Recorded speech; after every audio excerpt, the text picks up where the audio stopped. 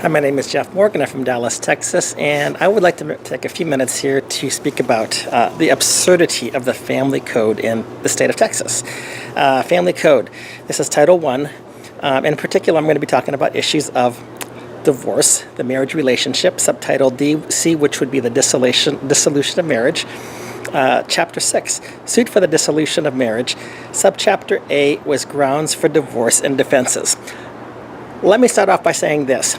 Every marriage in Texas is temporary by law. That's just the way it is, by statute. Every single marriage in Texas is temporary by statute. You might think to yourself, but that's crazy. I know of many marriages that have lasted the entire lifetime. By Texas statute, every single marriage is temporary. It is permanent only if two spouses want it to be permanent. Other than that, in the state of Texas, every single marriage by statute is temporary. And that's the reality of the situation. So, Section 6.001, and this is, I mentioned I'm going to be talking about grounds for divorces and decrees, and what I think is the complete absurdity of the Texas Family Code. Section 6001, insupportability.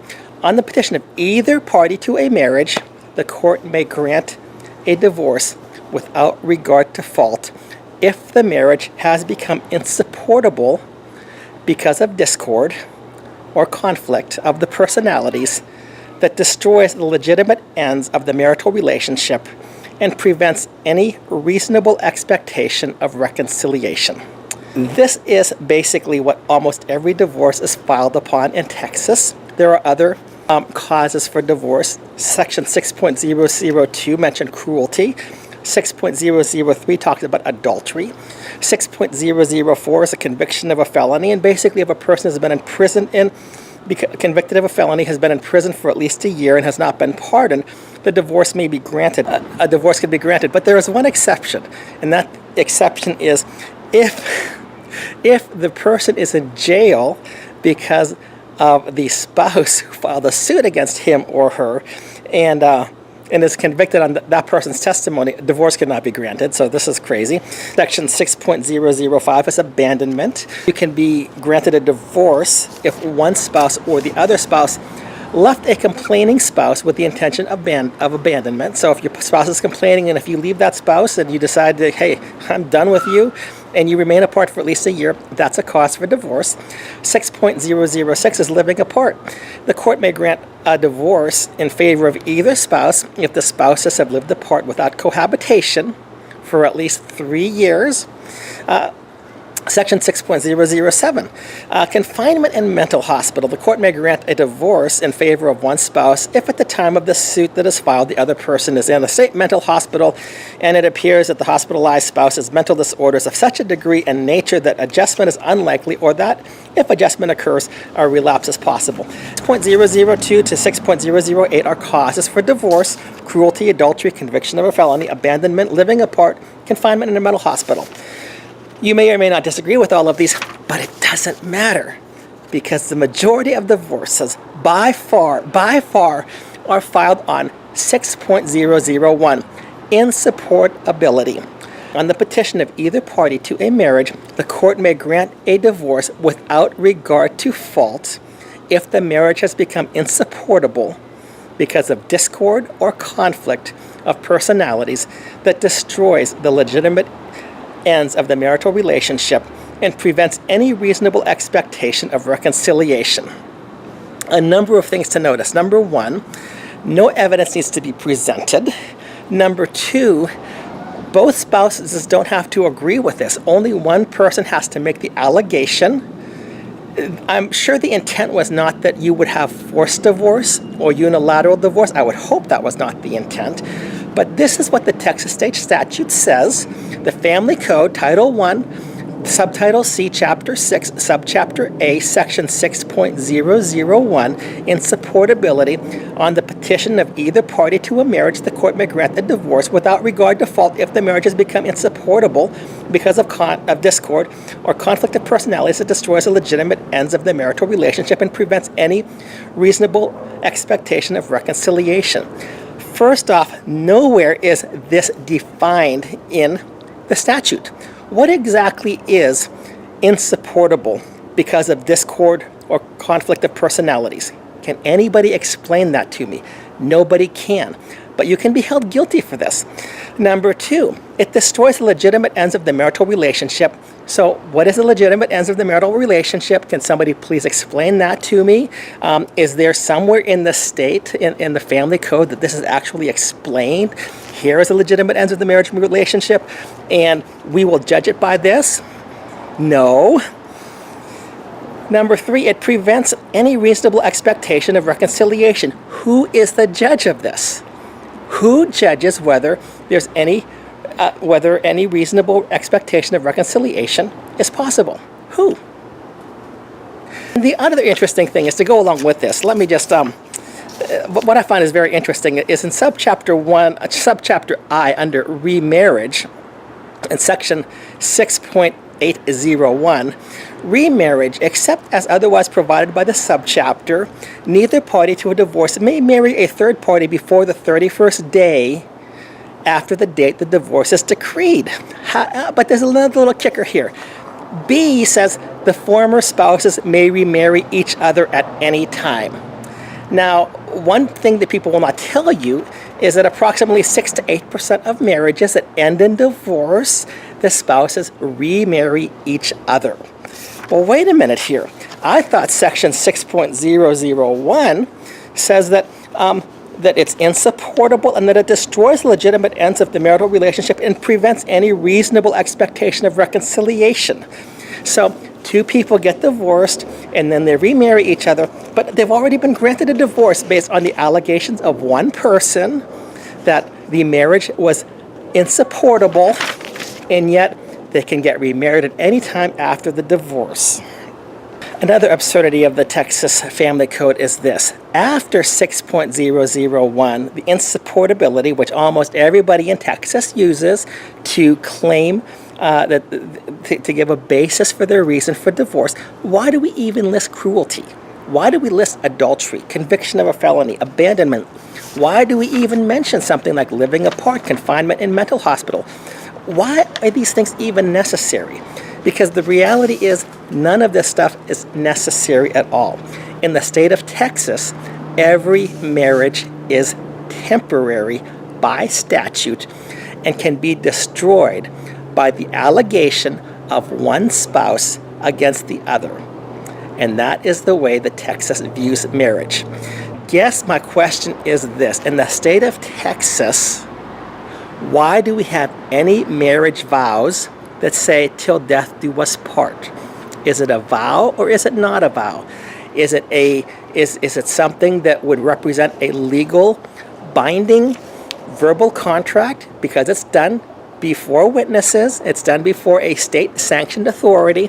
What exactly does that mean? Does the state mean to say that any type of a verbal contract is null and void at any time because one person wants it to be null and void? Regarding the marriage relationship, marriage is for the bringing of children and the raising of children, and yet Texas will tell you that the marriage by statute, by family code, is temporary unless you choose to make it permanent. In fact, it's not just temporary, it can be dissolved against your will, and the state will take the side of the person who was filing for the petition to destroy the marriage instead of standing beside the person who wants to save the marriage and the family.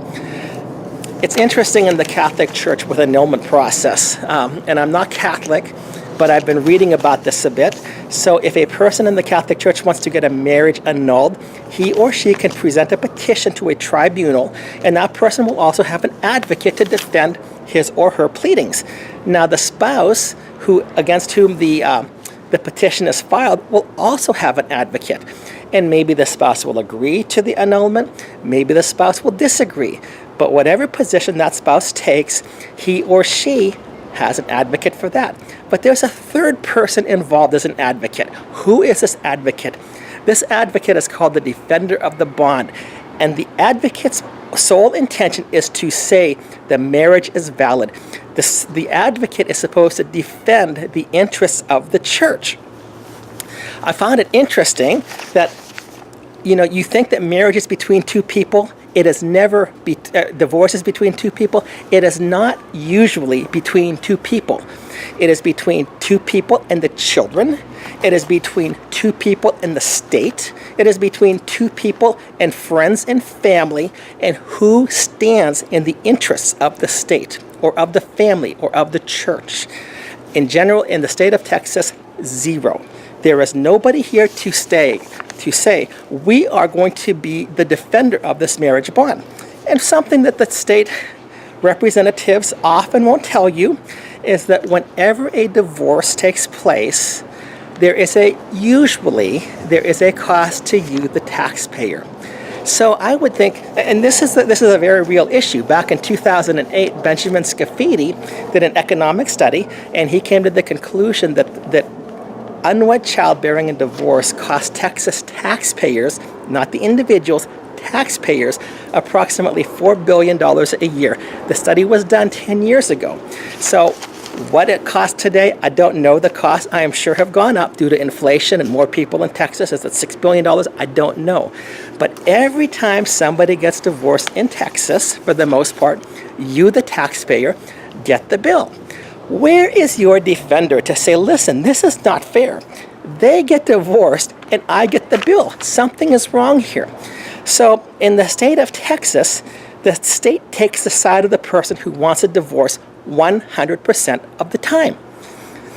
And how do I know that? Because in every single instance that a divorce is filed against a person, the respondent, if the respondent challenges it, it doesn't make a difference. The respondent loses 100% of the time. So that person has no due process protections guaranteed to him or to her by the 14th Amendment of the United States, in which a person shall not be deprived of life, liberty, or property without due process. There is no due process if you're always going to lose. And the state takes that side. Where is the person? Where is the third person in these proceedings that would say, we are representing the interests of the state or the taxpayers? Because if these people get divorced, there is an increased likelihood that children born to that marriage are going to drop out of school, will become sexually promiscuous, therefore leading to additional unwed childbirths. There's an additional risk that either he or she will be involved in drug or alcohol abuse, will not finish high school, will not go to college, will have a much greater chance of going into crime and being in prison. There are incarceration costs with that. There's a much greater chance of them living in poverty. There is a much greater chance of them being sexually trafficked.